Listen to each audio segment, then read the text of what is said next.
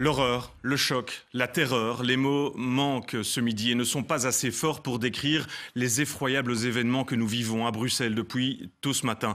RTL Info a mobilisé toutes ses équipes pour vous informer au mieux sur ces événements tragiques qui endeuillent notre pays. Dans cette synthèse du RTL Info 13h, nous revenons point par point sur tous les événements gravissimes, mais avant toute chose, un document exclusif.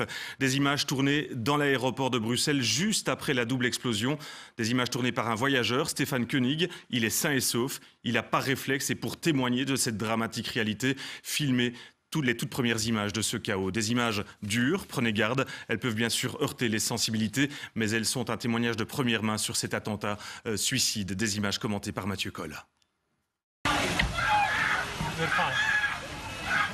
Des cris au milieu de nulle part, des corps allongés, une poussée de vide. Quelques instants après les deux explosions, un homme enclenche la caméra de son téléphone portable. Un couple et un enfant à terre, en vie. Mais 2 mètres plus loin, les 2 corps sont inanimés. Quelques instants plus tard, la mère et son fils sont assis, figés. Il est temps de bouger, se diriger vers la sortie.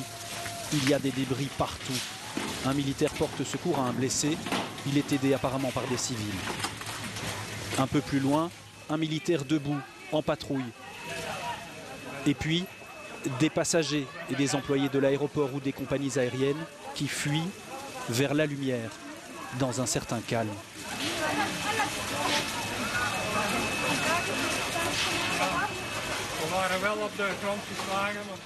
Dehors, une image. La façade de l'aéroport est déchiquetée.